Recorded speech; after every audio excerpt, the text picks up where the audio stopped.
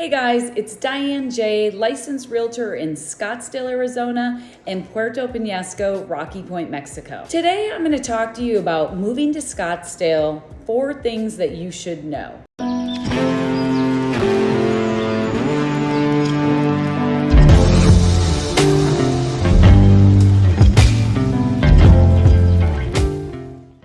If you're moving to Scottsdale, these are 4 things that you probably wouldn't think of. I moved to Arizona in 1986 to attend ASU, which is Arizona State University. Go Devils. And back then, Arizona had one of the lowest costs of living, and food costs were low. There were no major sports teams except the Phoenix Suns since 1968. There was no great cultural centers, maybe one emerging museum.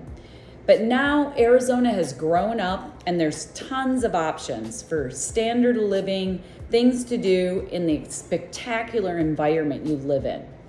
So I'm going to go over 4 things I wish I knew when I moved here, but updated for modern times. I'm here to serve people, and I thought for a while to come up with 4 things that I could share with you that would really make a difference. They're 4 unrelated but extremely important things to know, could help you have a better experience here in Arizona and could even save your life. Number 1 is to manage or budget your money wisely. I always say there's a lifestyle for every budget, and in Scottsdale we have students, retired people living on a budget, and professionals living alongside snowbirds, tourists, millionaires, billionaires. So taking care of business first, like your household expenses, will let you play with ease and even help you start saving for a rainy day. I always say save first. Take 10% off the top and put it in your savings for specific goals and for an emergency fund. This is called paying yourself first, and it's one of the cardinal rules of building a good budget for yourself. Next, you pay your housing and expenses like your rent, mortgage, utility. Keeping in mind, like SRP and APS, there are electricity companies, they go up significantly in the summer. You can budget these through programs that within the utilities that provide monthly payments so that you pay the same amount every month, and you don't have like a $500 electric bill in the summer and a $40 one in the winter. You can do the same thing to budget for your groceries. Setting a food budget will help you live a healthier lifestyle and can help you stay fit and healthy and take advantage of everything this amazing city has to offer. Food options are varied here. You have Basha's, Safeway, Fry's, Albertsons, Sprouts, farmers markets, Whole Foods, and even Walmart. Once you have your budget set, it's time to have some fun. We have tons of sports teams now.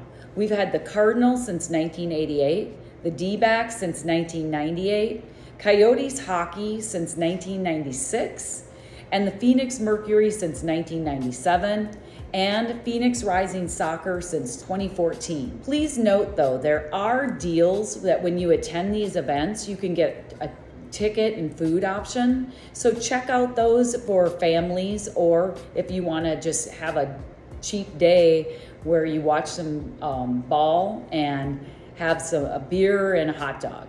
Those are some of the things that they offer. There's one other thing for fun is there's free museum day at Scottsdale Museum of Modern Art. And also look for museum specials downtown at the Phoenix Art Museum and the Heard Museum. That is a must-see, by the way. It's really got some cool artifacts there. There's a lot of outdoor shopping malls that you can go to here, local farmers markets, and those both are spending optional. We have a lot of summer activities here, like local lakes can be expensive or inexpensive. We have tubing on the Salt River. For winter, we have skiing up in Flagstaff at Snow Bowl or in Pine Top at Sunrise. Take advantage of the cool weather and do an activity along the Green Belt, which is that 14-mile stretch of land from Tempe Town Lake up to Indian Bend that I talk about a lot. That's the green belt that goes through the middle of central Scottsdale. Number 2, remember to maintain your car. This might sound logical, but in Arizona, this can save your life.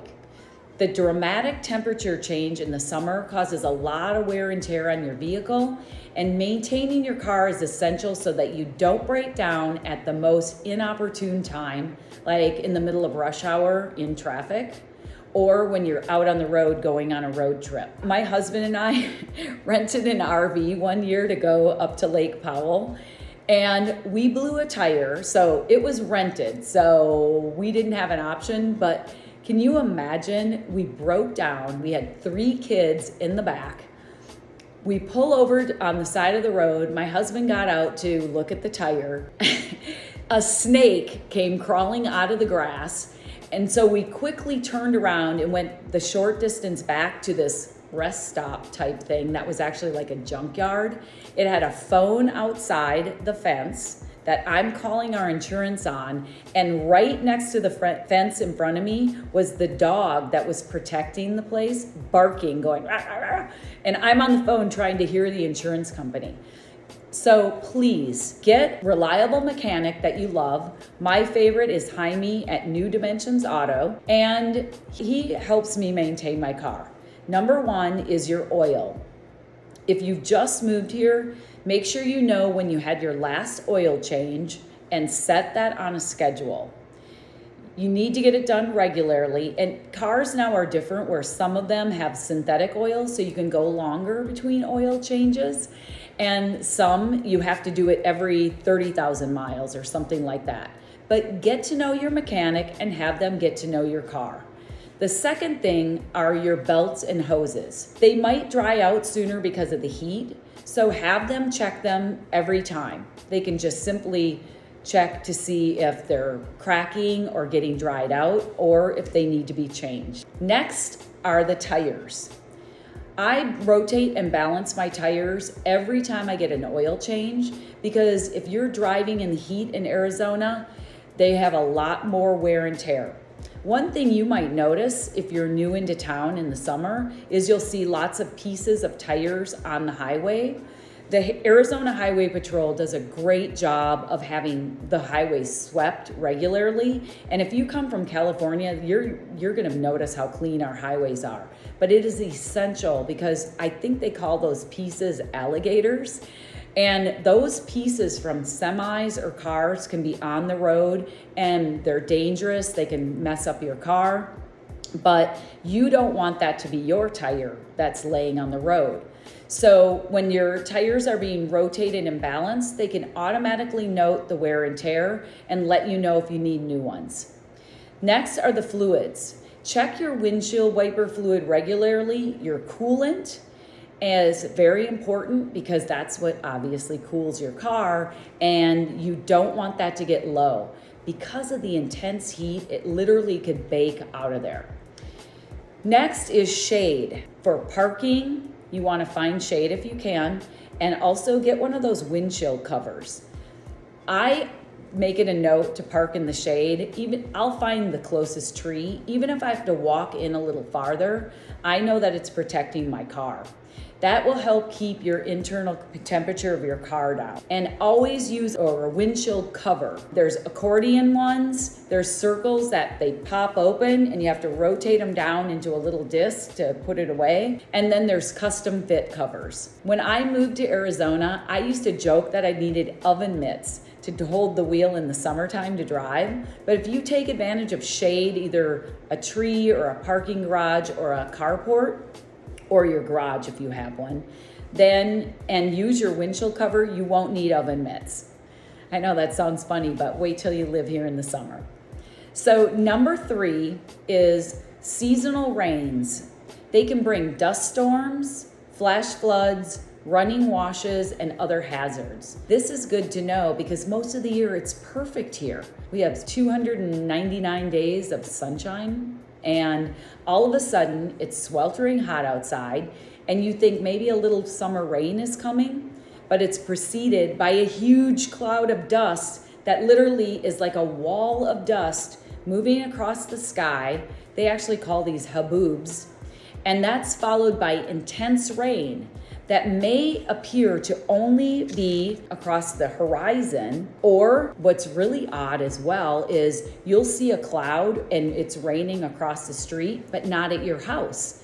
So you don't take it like it's going to be a hazard.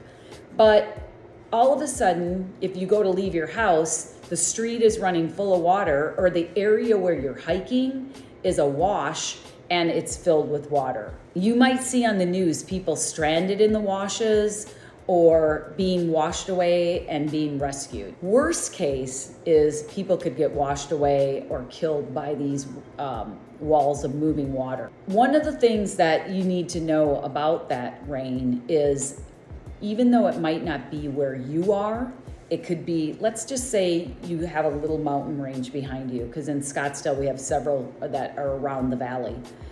Those mountain ranges may appear to only have a 10-minute rain, but that water runs down and it goes through the wash and then into the bigger areas. And traditionally in some of the older areas, they didn't have a sewer system. The water just ran.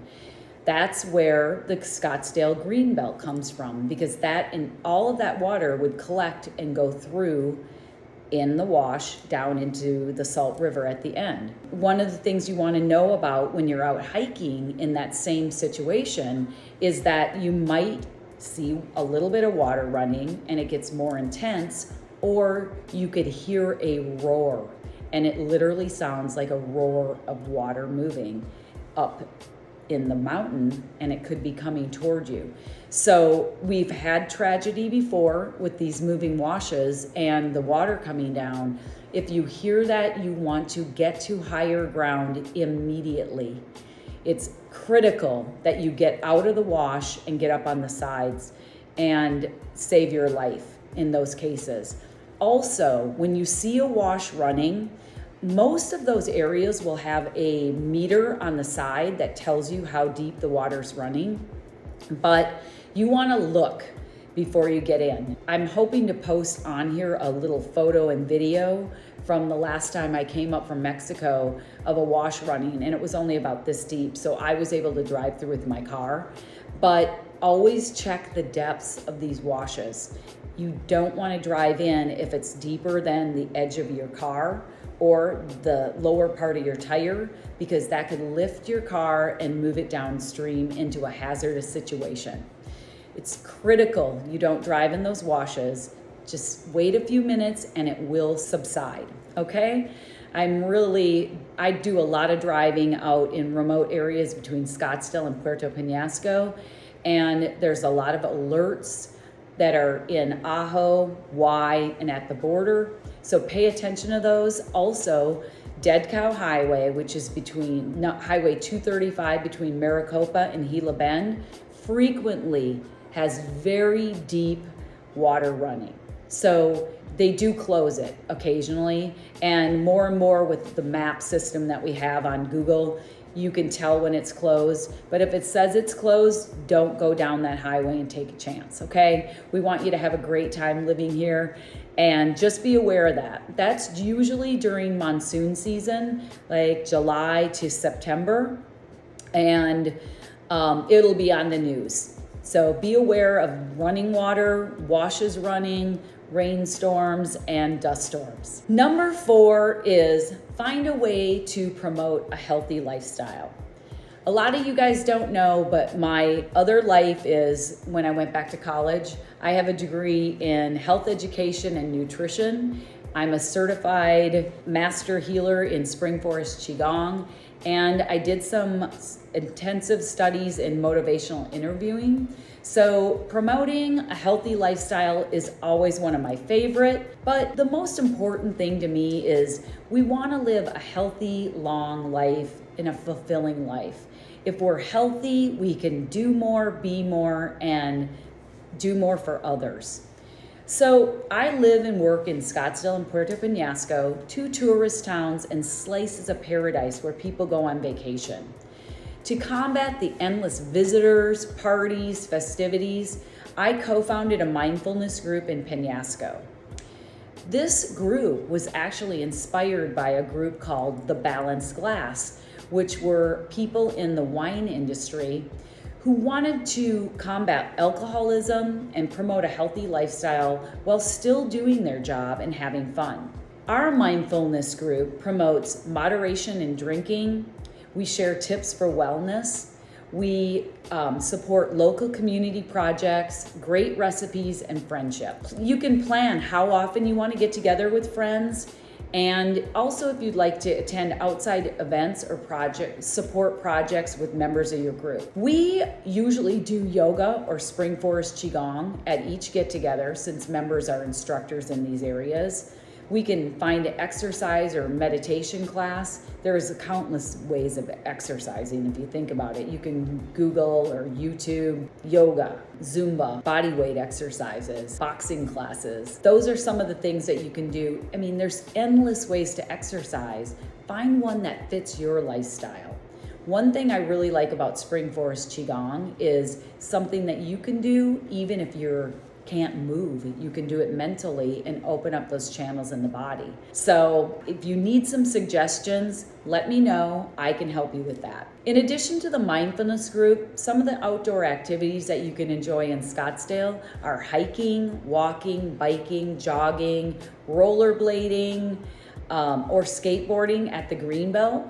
You can join a CrossFit group. You can stroll at some of the outdoor restaurants. If you want to go on a day trip, you could go up to Sedona. If you want to do a weekend trip, we have Pine Top in the White Mountains. That's at 7,800 feet and is only 3.5 hours away. Tucson is 2 hours. Flagstaff is 2.5.